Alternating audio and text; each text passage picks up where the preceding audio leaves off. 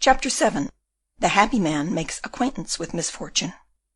Cornelius de Witt, after having attended to his family affairs, reached the house of his godson, Cornelius van Baerle, one evening in the month of January, 1672. De Witt, although being very little of a horticulturalist, or of any artist, went over the whole mansion, from the studio to the greenhouse, inspecting everything, from the pictures down to the tulips. He thanked his godson for having joined him on the deck of the admiral's ship, the Seven Provinces, during the battle of Southwold Bay, and for having given his name to a magnificent tulip. And whilst he thus, with the kindness and affability of a father to a son, visited Van Baerle's treasures, the crowd gathered with curiosity, and even respect, before the door of the Happy Man. All this hubbub excited the attention of Boxtel, who was just taking his meal by his fireside. He inquired what it meant, and, on being informed of the cause of all this stir, climbed up to his post of observation, where, in spite of the cold, he took his stand with his telescope to his eye. This telescope had not been of great service to him since the autumn of 1671. The tulips, like true daughters of the East, averse to cold, do not abide in the open ground in winter. They need the shelter of the house, the soft bed on the shelves, and the congenial warmth of the stove. Van Baerle, therefore, passed the whole winter in his laboratory, in the midst of his books and pictures. He went only rarely to the room where he kept his bulbs, unless it were to allow some occasional rays of the sun to enter by opening one of the movable sashes of the glass front. On the evening of which we are speaking, after the two Corneliuses had visited together all the apartments of the house, whilst a train of domestics followed their steps, De Witt said in a low voice to Van Baerle, "My dear son, send these people away, and let us be alone for some minutes." The younger Cornelius, bowing assent, said aloud, "Would you now, sir, please to see my dry room?" The dry room, this pantheon, this sanctum sanctorum of the tulip fancier, was, as Delphi of old, interdicted to the profane uninitiated. Never had any of his servants been bold enough to set his foot there. Cornelius admitted only the inoffensive broom of an old Frisian housekeeper, who had been his nurse, and who from the time when he had devoted himself to the culture of tulips ventured no longer to put onions in his stews, for fear of pulling to pieces and mincing the idol of her foster child. At the mere mention of the dry room, therefore, the servants, who were carrying the lights, respectfully fell back. Cornelius, taking the candlestick from the hands of the foremost, conducted his godfather into that room, which was no other than that very cabinet with a glass front, into which Boxtel was continually prying with his telescope. The envious spy was watching more intently than ever. First of all, he saw the walls and windows lit up. Then two dark figures appeared. One of them, tall, majestic, stern, sat down near the table on which Van Baerle placed the taper. In this figure, Boxtel recognized the pale features of Cornelius de Witt, whose long hair, parted in front, fell over his shoulders. De Witt, after having said some few words to Cornelius, the meaning of which the prying neighbour could not read in the movement of his lips, took from his breast pocket a white parcel, carefully sealed, which Boxtel, judging from the manner in which Cornelius received it, and placed it in one of the presses, supposed to contain papers of the greatest importance. His first thought was that this precious deposit enclosed some newly imported bulbs from Bengal or Ceylon, but he soon reflected that Cornelius de Witt was very little addicted to tulip growing, and that he only occupied himself with the affairs of man, a pursuit by far less peaceful and agreeable than that of the florist. He therefore came to the conclusion that the parcel contained simply some papers, and that these papers were relating to politics. But why should papers of political import be entrusted to Van Baerle, who not only was, but also boasted of being, an entire stranger to the science of government, which, in his opinion, was more occult than alchemy itself? It was undoubtedly a deposit which Cornelius de Witt, already threatened by the unpopularity with which his countrymen were going to honour him, was placing in the hands of his godson, a contrivance so much the more cleverly devised, as it certainly was not at all likely that it should be searched for at the house of one who had always stood aloof from every sort of intrigue. And, besides, if the parcel had been made up of bulbs, Boxtel knew his neighbour too well not to expect that Van Baerle would not have lost one moment in satisfying his curiosity and feasting his eyes on the present which he had received. But, on the contrary, Cornelius had received the parcel from the hands of his godfather with every mark of respect, and put it by with the same respectful manner in a drawer, stowing it away so that it should not take up too much of the room which was reserved for his bulbs. The parcel being thus secreted, Cornelius de Witt got up, pressed the hand of his godson, and turned towards the door. Van Baerle, seizing the candlestick, and lighting him on his way down to the street, which was still crowded with people who wished to see their great fellow-citizen getting into his coach. Boxtel had not been mistaken in his supposition. The deposit entrusted to Van Baerle, and carefully locked up by him, was nothing more nor less than John de Witt's correspondence with the Marquis de Louvois, the war minister of the King of France.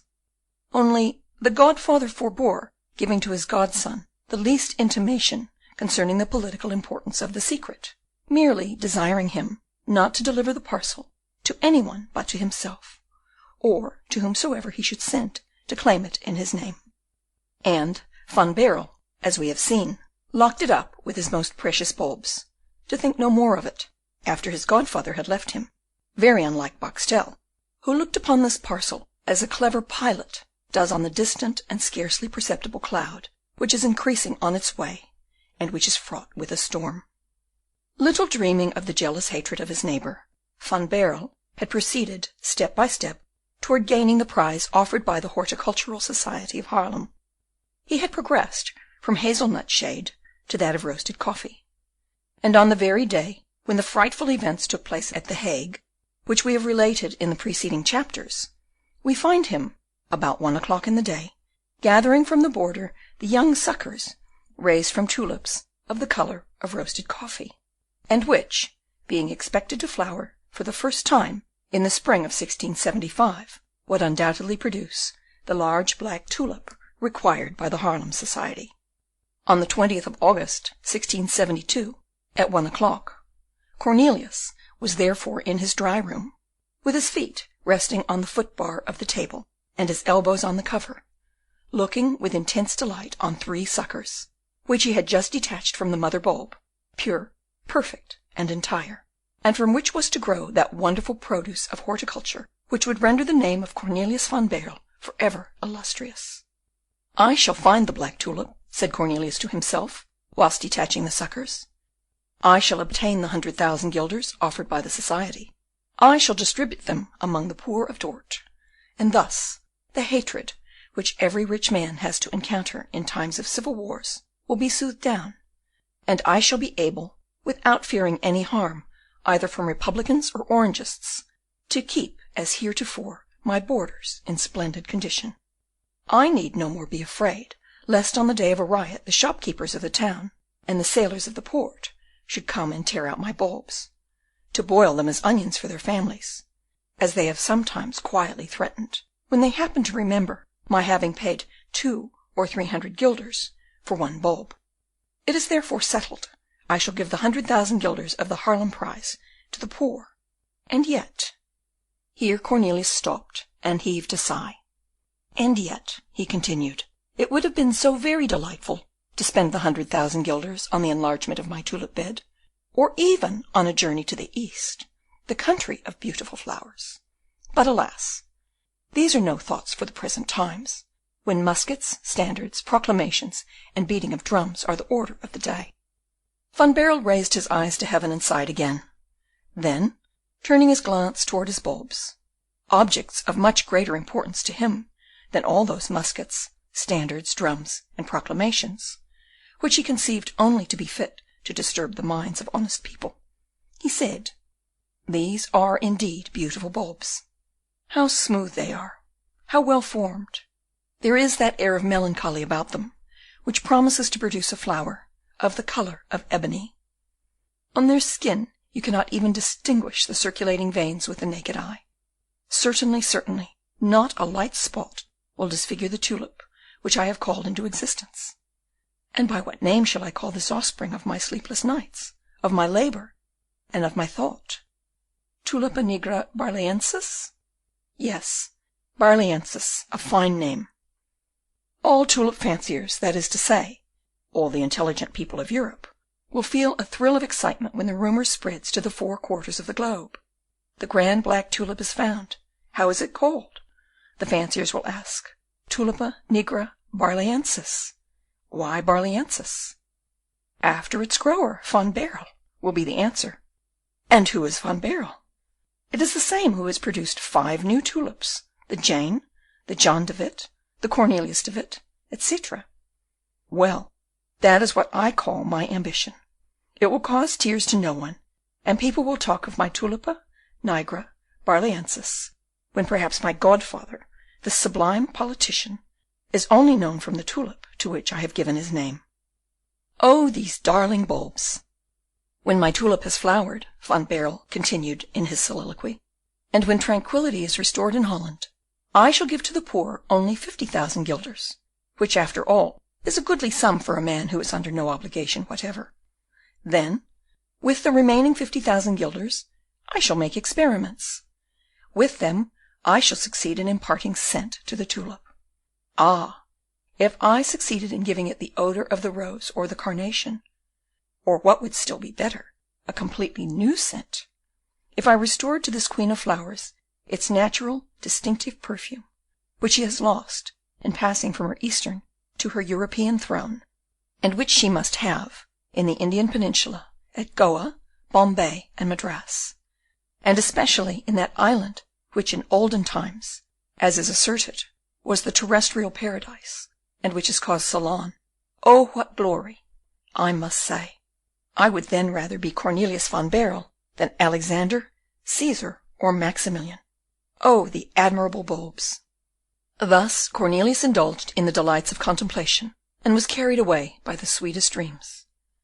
Suddenly the bell of his cabinet was rung, much more violently than usual. Cornelius, startled, laid his hands on his bulbs, and turned round. "Who is here?" he asked. "Sir," answered the servant, "it is a messenger from the Hague." "A messenger from the Hague? What does he want?" "Sir, it is Craeke." "Craeke? The confidential servant of Mynheer John de Witt? Good, let him wait." "I cannot wait," said a voice in the lobby. And at the same time, forcing his way in, Craeke rushed into the dry room. This abrupt entrance was such an infringement on the established rules of the household of Cornelius Van Baerle, that the latter, at the sight of Craeke, almost convulsively moved his hand which covered the bulbs, so that 2 of them fell on the floor, one of them rolling under a small table, and the other into the fireplace. "Zounds!" said Cornelius, eagerly picking up his precious bulbs. "What's the matter?" "The matter, sir," said Craeke, laying a paper on the large table, on which the 3rd bulb was lying. "The matter is, that you are requested to read this paper without losing one moment." And Craeke, who thought he had remarked in the streets of Dort symptoms of a tumult similar to that which he had witnessed before his departure from the Hague, ran off, even without looking behind him. All right, my dear Craeke," said Cornelius, stretching his arm under the table for the bulb. "Your paper shall be read, indeed it shall." Then, examining the bulb which he held in the hollow of his hand, he said, "Well, here is one of them uninjured. That confounded Craeke, thus to rush into my dry room. Let us now look after the other." And without laying down the bulb which he already held, Baerle went to the fireplace, knelt down, and stirred with the tip of his finger the ashes, which fortunately were quite cold. He at once felt the other bulb. "Well, here it is," he said, and, looking at it with almost fatherly affection, he claimed, "uninjured as the first." At this very instant, and whilst Cornelius, still on his knees, was examining his pets, the door of the dry room was so violently shaken and opened in such a brusque manner, that Cornelius felt rising in his cheeks and his ears the glow of that evil counsellor which is called wrath. "Now what is it again?" he demanded. "Are people going mad here?"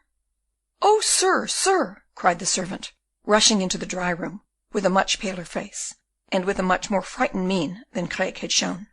"Well?" asked Cornelius. foreboding some mischief from the double breach of the strict rule of the house. "Oh, sir, fly, fly, quick!" cried the servant. "Fly? And what for?" "Sir, the house is full of the guards of the States." "What do they want?" "They want you." "What for?" "To arrest you." "Arrest me? Arrest me, do you say?" "Yes, sir, and they are headed by a magistrate." "What's the meaning of all this?" said Van Baerle, grasping in his hands the two bulbs, and directing his terrified glance toward the staircase.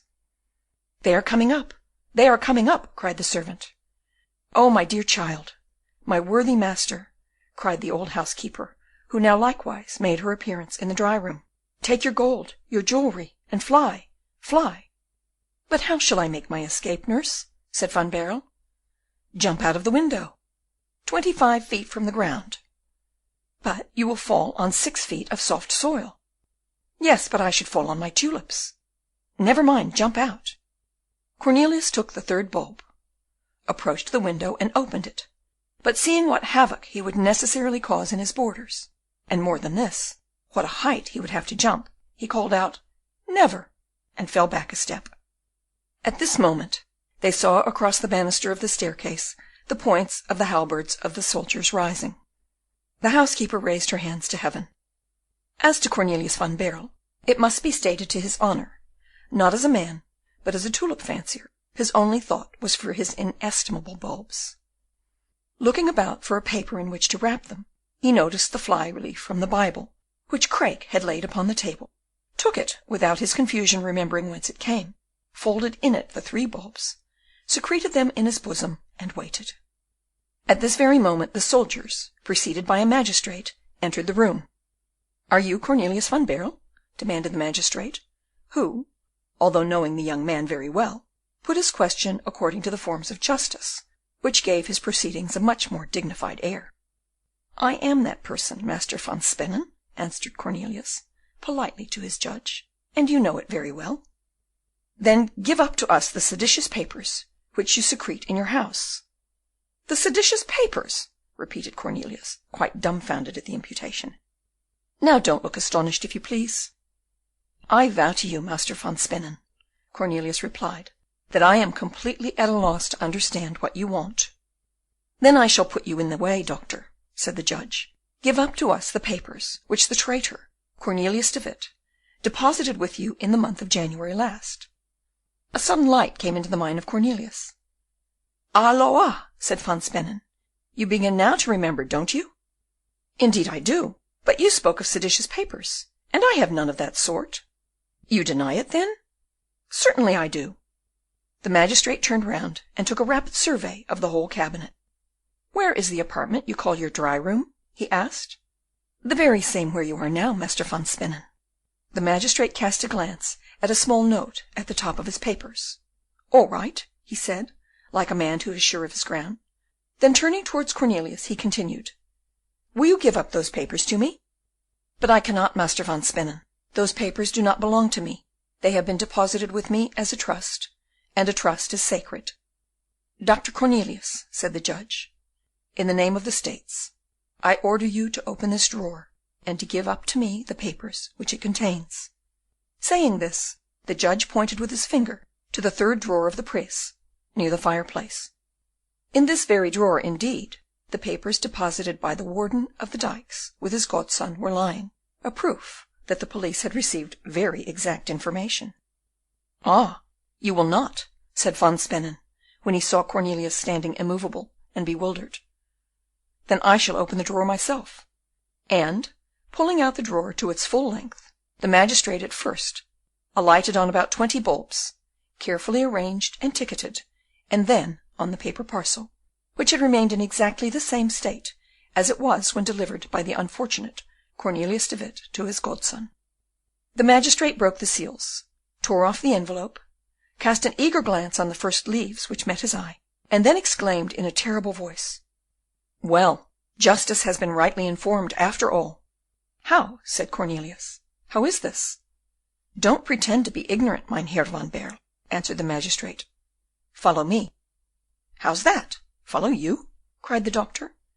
"Yes, sir, for in the name of the States I arrest you." Arrests were not as yet made in the name of William of Orange. He had not been Stadtholder long enough for that. "Arrest me!" cried Cornelius. "But what have I done?" "That's no affair of mine, doctor. You will explain all that before your judges." "Where?" "At the Hague." Cornelius, in mute stupefaction, embraced his old nurse, who was in a swoon, shook hands with his servants, who were bathed in tears, and followed the magistrate, who put him in a coach as a prisoner of state, and had him driven at full gallop to the Hague. Chapter 8.